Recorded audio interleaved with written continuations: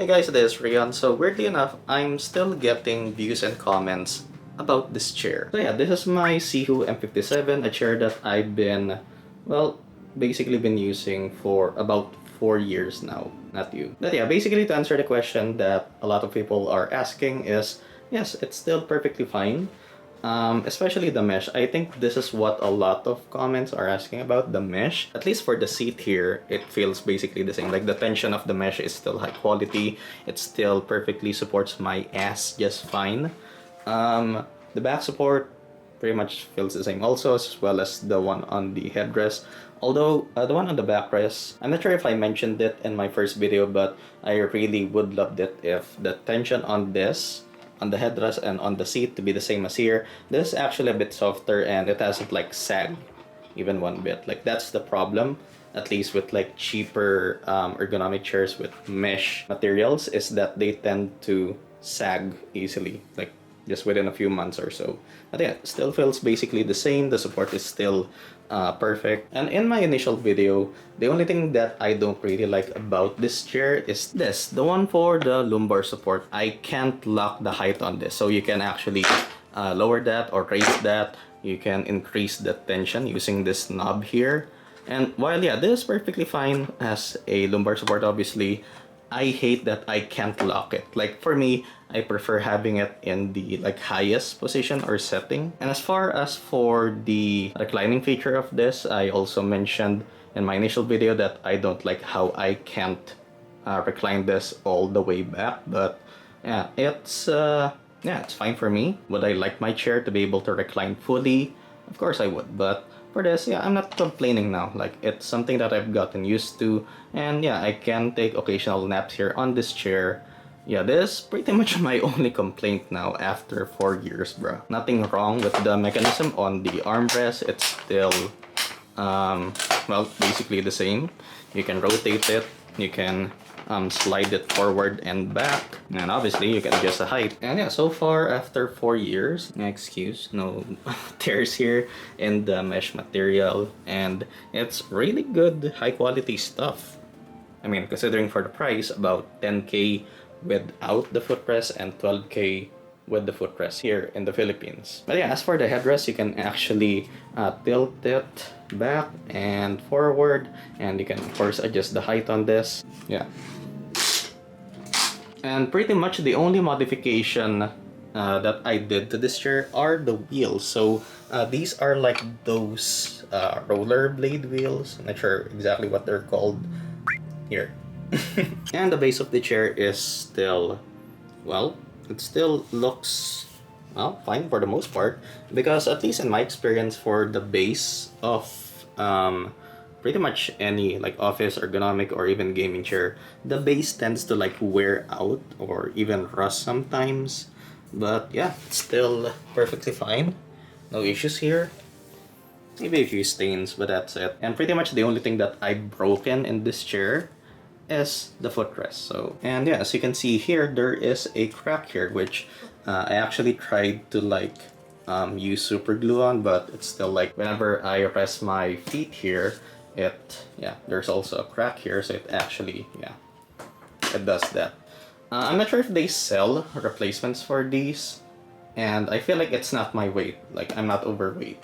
At least I think so. I actually scratched that. I'm 5'8" and 170 pounds, so technically I am like 10 pounds overweight for my height. But yeah, the only thing that broke here technically is this plastic part of the footrest. So the mechanism still works fine, still like slides in and out fairly easily. It's just this shit, which I feel like became brittle over time. And again, maybe you guys can suggest like a footrest replacement for this, because I kind of want the footrest with the foam. So yeah, as an overall update for the chair, it's still perfectly fine. I would actually recommend a few alternatives if you were looking to spend around 10K to 12K, like an investment basically on a high quality office ergonomic chair. And before I forget, so in terms of cleaning this, of course I would suggest like occasionally like wiping this down. But the thing that surprised me is how there's a lot of like dust that can sneak in between here. So the plastic parts here, under the back here and on the seat. So I can't really show it clearly, but under here, just below where the mesh is, make sure to like wipe or even use like an air duster to blow the dust away from there. And also here, like the hinge here on the back support, also connecting to the seat of the chair. And I guess if you guys have other questions, let me know in the comments. Yeah, I think that's the main question that the people who were still commenting on my previous videos. Is the mesh fine? Yeah, it's still perfectly fine, bro. Yeah, the only thing I would change here is I wish like the tension here on the back is the same as with the seat. But yeah, pretty much no changes. Like a really high quality mesh here on the seat, on the back, and on the headrest itself.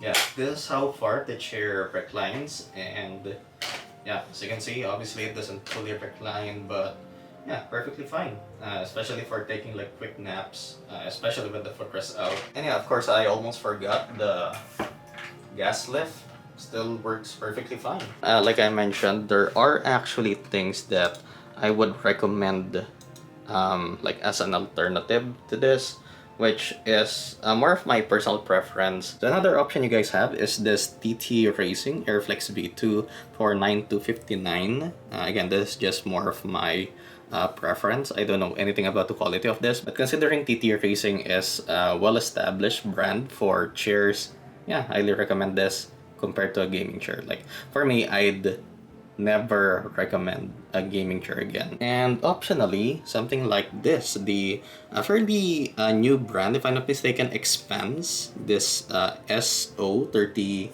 model of theirs, and it looks really cool and comfortable for the most part. Of course, watch reviews first, but if you do want to buy still the Sihoo M57, yes, you can still buy this for 10,500 pesos.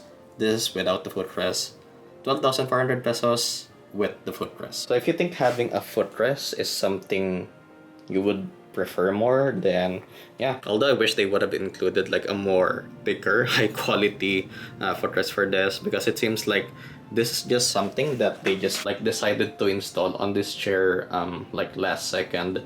So yeah, the footrest is not the best quality as you saw. So yeah, I think I didn't forget anything. Again, this is the Sihoo M57 after 4 years. Again, my only gripe is that lumbar support. I wish I can lock the height of this. At least for the specific one that I bought. Again, the footrest is not of the best quality. It's fairly thin looking at it now. Of course, I'll leave the link to the Sihoo M57 in the description of this video, including the 2 other chairs that I prefer more, or I would recommend compared to this one. Not to say that this is a bad chair.